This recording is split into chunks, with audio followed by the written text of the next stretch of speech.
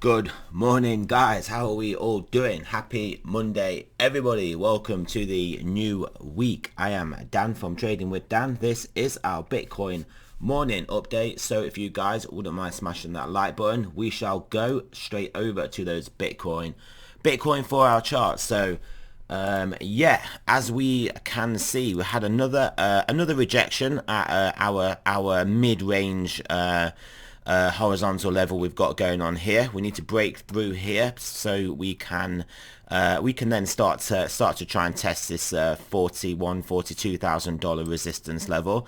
But yeah, like I said, first things first, we've got to break through here. Obviously, where we are right now is kind of level we need to hold to push on upwards for a higher low. But this could obviously just be just a nice pullback into obviously the traditional markets opening. So yeah, it will be telling here whether we do push onwards and upwards from here. If we do, probably on this third time of asking, we will have a nice break, basically into the $39,000-$40,000 levels. But if we do come and take out this wick low here, then yeah, we will probably come back and have to test into the low $35,000 levels, and then obviously have to hope we hold that level. A lot of it will come down to, as I've been saying for a while now, what happens with this asset here. It is at a nice level for it to also try and push on from. We have this resistance here, but we can quite clearly see there is also resistance where we are at now. So yeah, we can get back onwards and upwards back into this zone with renewed enthusiasm for this being a buy the dip opportunity, and we have him put in the low. Then yeah, we could probably have a nice rally in all risk assets over the next couple of weeks. There are other relative promising signs in my opinion. We've got this 10-year looking like it is a bit toppy here, looking like this could test some downside. We have also got we've also got the DXY dollar index is going to have to come down. Well, not going to have to. No, it doesn't have to do anything, but is going to probably going to come down, test this support, of which it could lose this support and just find itself basically back in this established trading range here, which basically is lower than where we are now. So we could see an easing off in the DXY.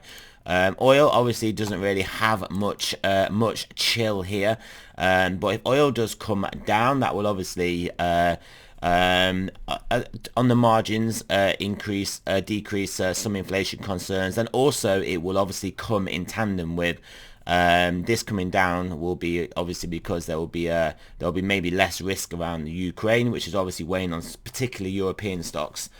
If not as much the US stocks, but so this coming down will obviously be a two-factor, basically both obviously from easings in the Ukraine. If that is to happen, obviously if it's to escalate, then the opposite is going to happen. So yeah, Ethereum Satoshi pairing at a resistance level, as we can see. Resistance support, we broke above, we're back in, and we're at a level. So if this is going to turn around, bottom here and turn around, it could do that with I mean, on the safe side, we just call it a move above there, 0.07, move above 0.07, with stock markets continuing to recover up to the upside, Bitcoin breaking through that $39,000 level. Yeah, we could see the start of a nice, at least a medium term bull trend. Does that get us to new all-time highs, or does that just put in a nice lower high for the start of the new bear market? We shall have to see.